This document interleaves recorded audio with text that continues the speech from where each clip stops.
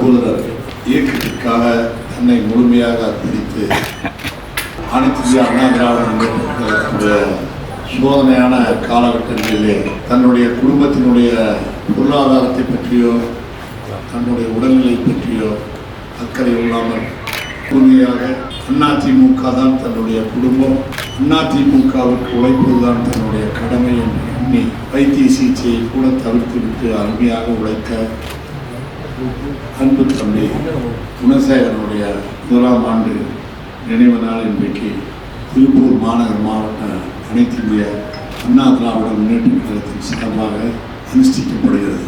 குணசேகரன் மட்டும் நிச்சயமாக இன்றைக்கு நம்மிடையே வாழ்ந்து கொண்டிருப்பாரேயானால் உறுதியாக திக்குத்துறையினுடைய சட்டமன்ற பொதுவாக ஏகமனதாகவே தேர்ந்தெடுக்கப்பட்டது.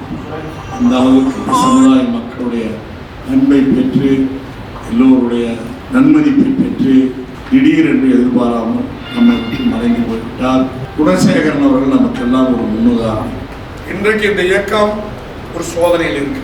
எந்த கட்சிக்கு சோதனை இல்லை? இந்தியாவுக்கு சுதந்திரம் வாங்கி கொடுத்த காங்கிரஸ் கட்சிக்கு சோதனை இல்லையா? திமுக வந்து மதிமுக வெளியேறி போகலையா? கம்யூனிஸ்ட் கட்சி வலது கம்யூனிஸ்ட் இடது கம்யூனிஸ்ட் ஆகலையா? பஞ்சாபுக்கு தெரியும், இங்கே முத்துக்குவார்களுக்கு தெரியும். அந்த கம்யூனிஸ்ட் கட்சியை பல பிரிவாக பிரியலையா? எல்லா கட்சிகளுக்கும் தோல்வி வரும், வெற்றி வரும். இயக்கம் தான் பெருசுன்னு நினைச்சு இயக்கத்துக்காக வந்தவன், கொள்கைக்காக வந்தவன், எம்ஜிஆருக்காக வந்தவன், அம்மாக்காக வந்தவன், எடப்பாடியாருக்காக வந்தவன்லாம் இந்த இயக்கம் சாக வரைக்கும் மூச்சு நிற்க வரைக்கும் கட்சியில் இருப்பான். கட்சி இருக்கு. இதெல்லாம் நான் குணசேகரனுடைய படத்துக்கு முன்னாடி சாட்சியாக வச்சு சொல்வதற்கு காரணம், இன்னைக்கு நம்ம சோதனையில் இருக்கிறோம்.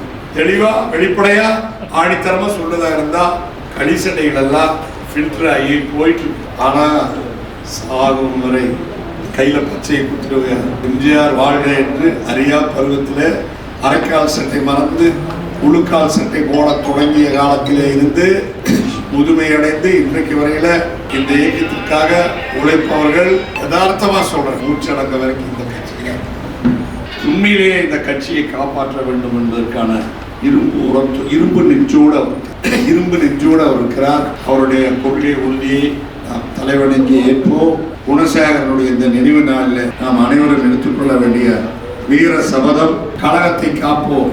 மூச்சு நிற்கிற வரைக்கும் அதிமுக கொடி பொறித்த இரட்டை இலை சின்னத்தோடு கூடிய கொடியை போற்றினால் தான் நெஞ்சளவு. குணசேகரனுடைய நினைவு நாளிலே அதுக்கெல்லாம் சபதம் எடுப்போம். எல்லாம் ஒற்றுமையா இருங்க. உங்களுக்கெல்லாம் சிறு இடையூறு வந்தாலும் அதை களைவதற்கு மூத்தவர்கள் முன்னோடிகள் நாங்கள் இருக்கிறோம்.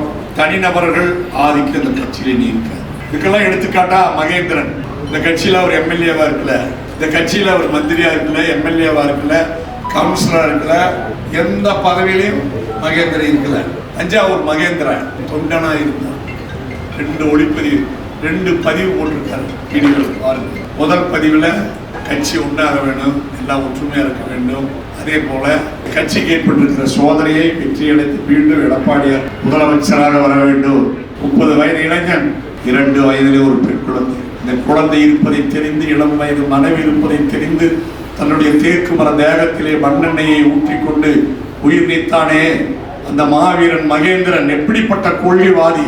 இந்த வியாதியஸ்தர்கள் எல்லாம் அவருடைய ஆத்மா சாந்தி அடைய வேண்டும் என்றால் ஒரே குணத்தோடு ஒருமையாக ஒற்றுமையாக இருந்து மகேந்திரன் சொன்னதை போல ஒற்றுமையாக நின்று இரட்டை அம்மாவின் கொள்கையை, எம்ஜிஆருடைய கொள்கையை அண்ணன் எடப்பாடியார் தலைமையிலே அரங்கேற்றம் செய்வோம்.